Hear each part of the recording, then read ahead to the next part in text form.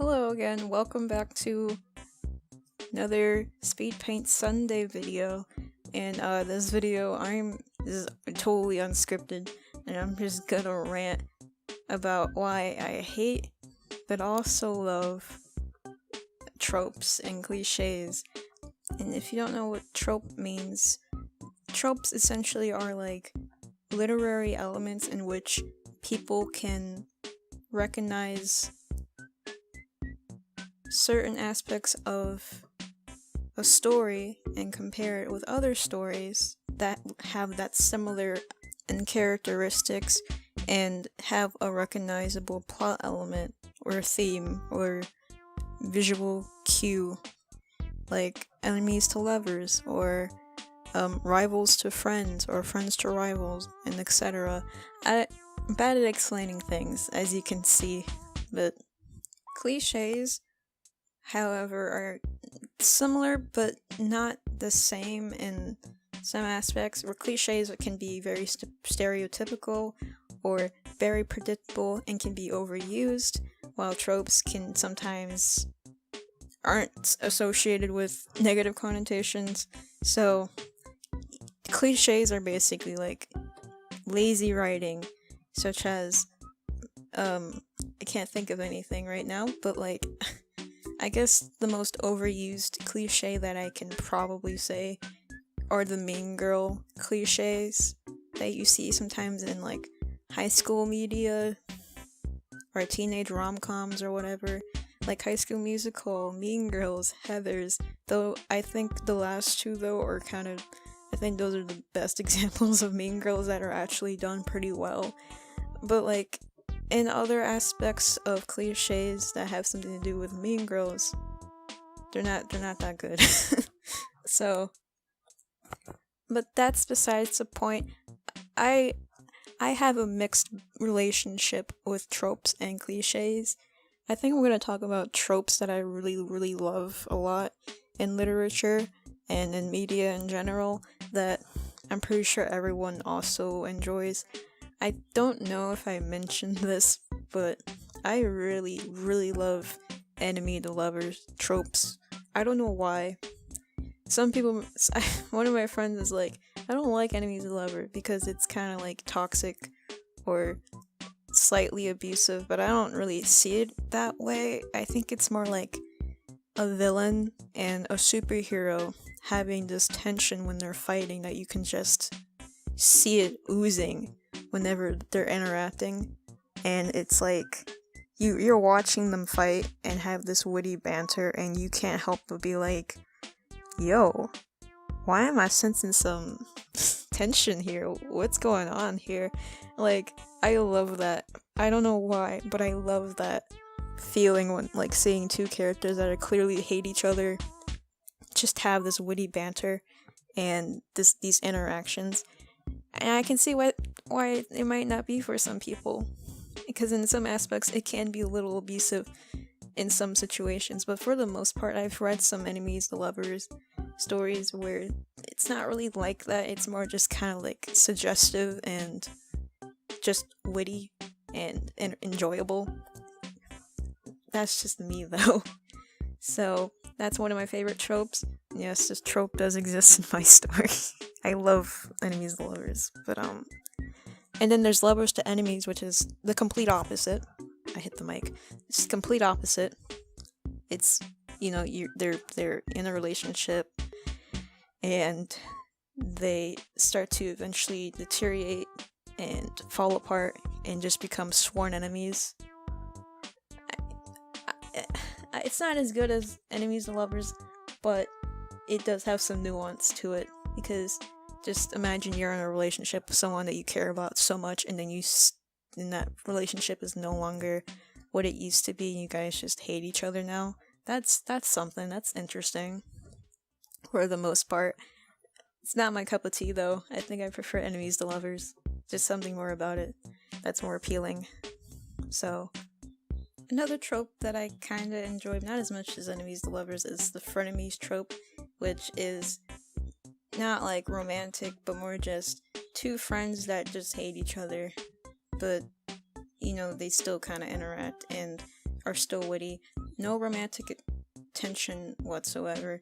Just being platonic enemies, you know? Two enemies just having a bond, but also knowing that, you know, they're cool in the end.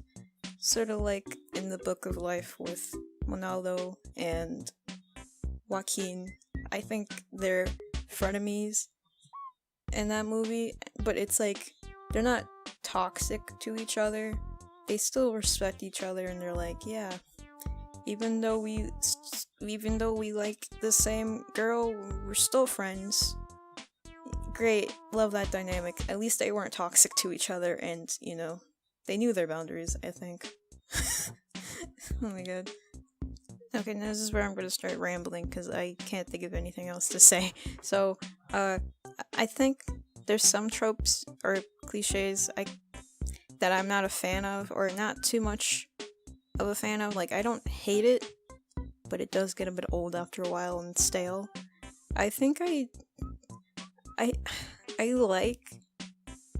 Okay, let me just say, on Webtoon, there is a genre of love triangles, which aren't technically even love triangles, they're more like love angles, because it's one girl and two guys, maybe even three, if we're lucky. That's just a love polygon. Anyways, love angles. I'm not calling them love triangles, they're love angles. It's two guys fawning over one girl, and the girl has to pick which guy. I don't like love triangles. Love angles. I don't like love angles. They're freaking... They don't upset me, but they're more like... Why? It's always the same... It's always the same copy-pasted dudes. One is charming, nice, handsome, kind of dumb... like blonde, light-haired man child, and the other is the dark, brooding, mysterious, somewhat bad boy man that the protagonist also has more connection with for some reason sometimes, but also is like, but this guy over here can provide for me and do this. Like the dark night and day. That I'm gonna call it night and day because the other guy is night, the other dude daytime. She's like, but like this one, the daytime can provide for me, and he's so cool and handsome, and then this one night, I kind of relate to him more. It frustrates me. Something about it. It's like predictable. I think that's a cliche. It's predictable, and I'm not a fan of it because it's always the same, almost always the same carbon copy. I don't know. I just don't like I don't like love angles. They're just. I didn't read a lot of them, but I did read a few where I was like, man, can we just move on? Can she just pick a dude? I understand the appeal. It's meant to be like dramatic.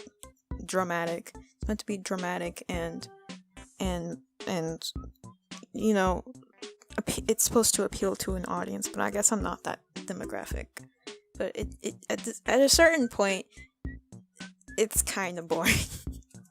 It's literally, I feel like most of Webtoon comics, no shame on the creators that write stories like that. No shame to you all.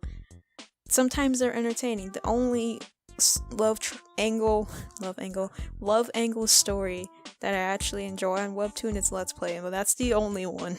That's the only one that I read, and I haven't read in a while, but it's besides the point. That's one I kind of enjoyed. There's just some that I'm like, I can't read this. I just can't. Oh yeah, and True Beauty. I don't know when I stopped reading that at some point, like 2 years ago, because I was just like, there's so much going on. I don't know. I want to read it, but I just can't bring myself to. So yeah, I don't like love angles. They're really predictable and just frustrating. Oh my god. Don't get me started.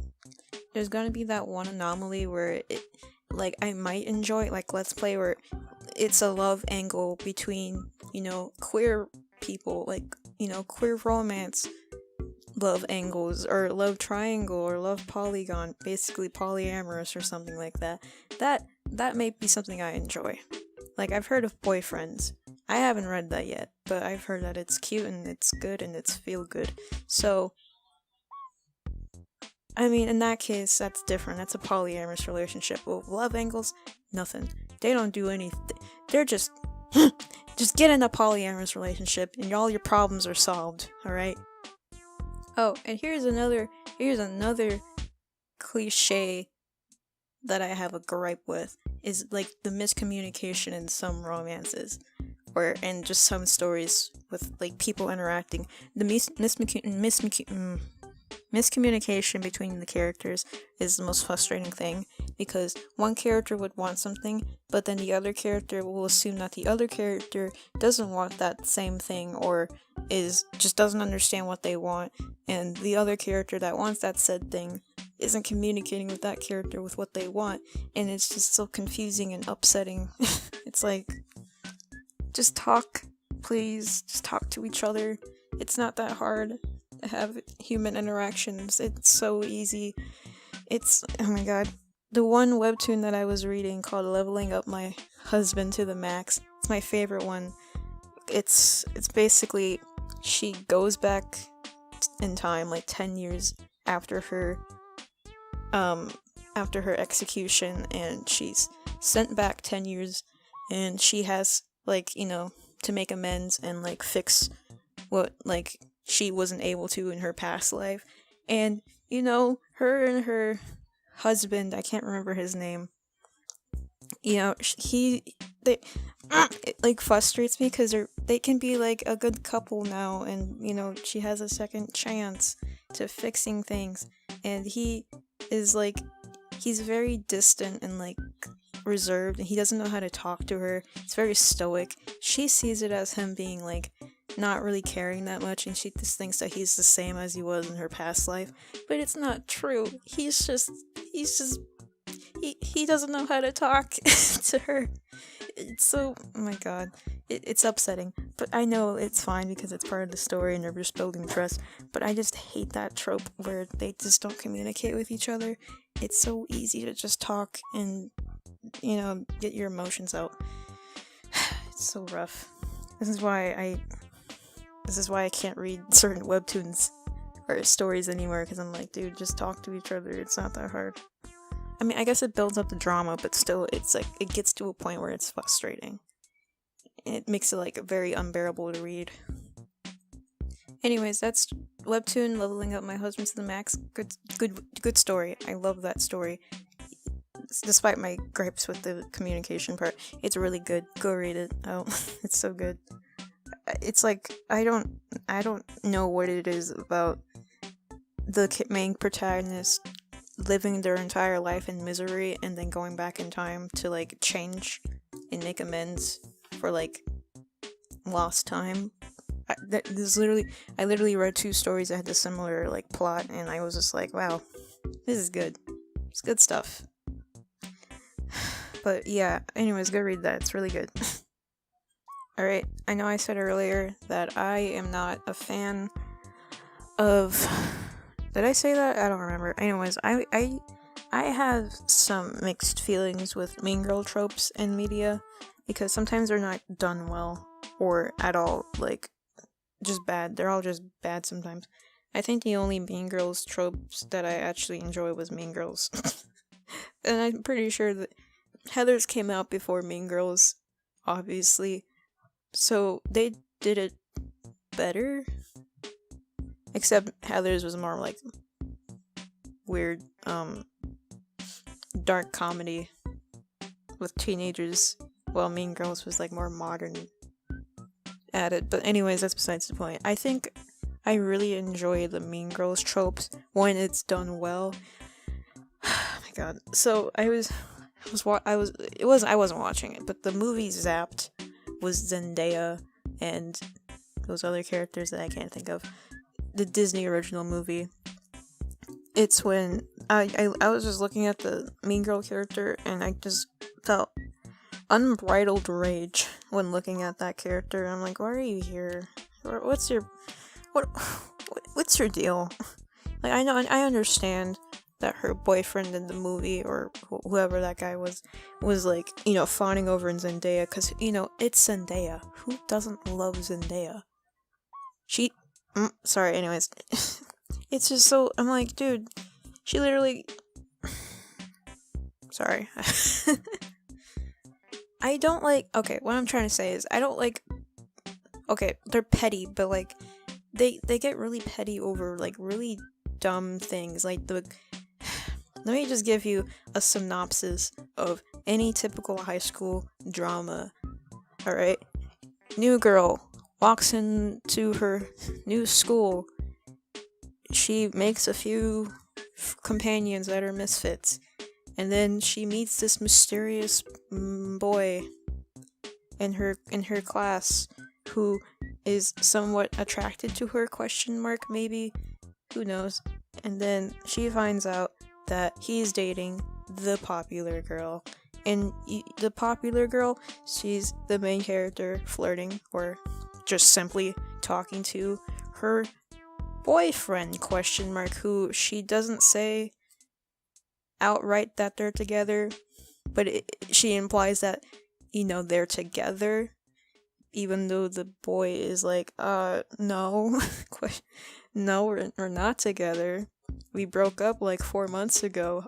You're not into me. You did this and that. Example, like cheat on me, so we broke up like 4 months ago. And then popular girl gets jealous because ex-boyfriend talking to new girl bad. Time to do some petty stuff for revenge. There you go. That's basically any high school drama. I know that's probably like that's basically most high school movies, and it's kind of like that's that Mean Girls cliche or high school drama cliche. I'm so tired.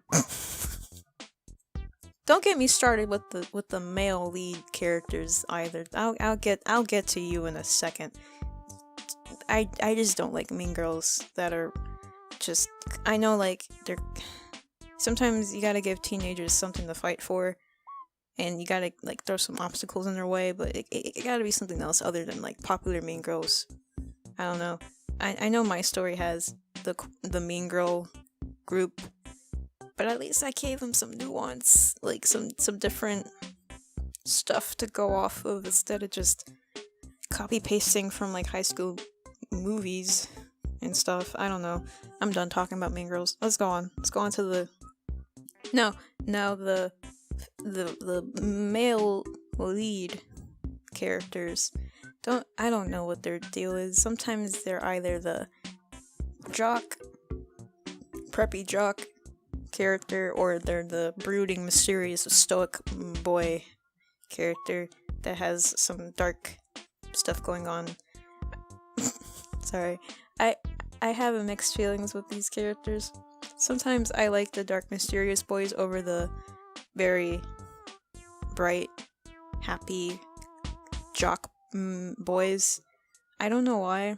I guess something about the mysterious boys kind of intrigued me, because sometimes they have some, like, deep stuff going on, whether it's good or bad. It just makes them more appealing. And I don't know what I'm saying anymore.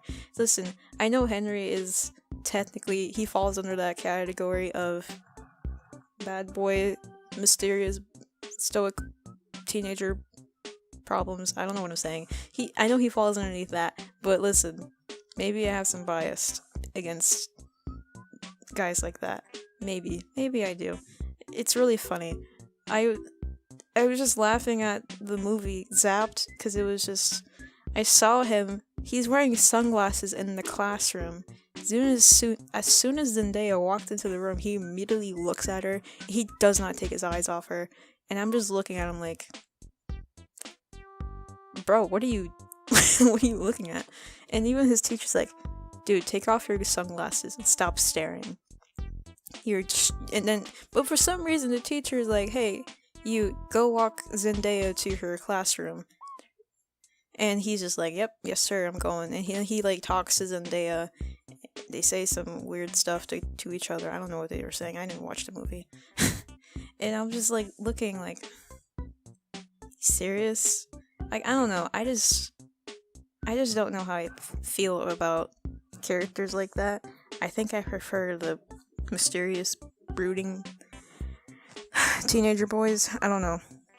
Like, but okay, but then there's a complete difference between the Wattpad version and then, like, the general media versions. Don't get me started with the Wattpad boys. Don't get me started. They're awful. I hate them. I've been talking for like 20 minutes. Alright, I'm gonna stop before I get on a tangent again about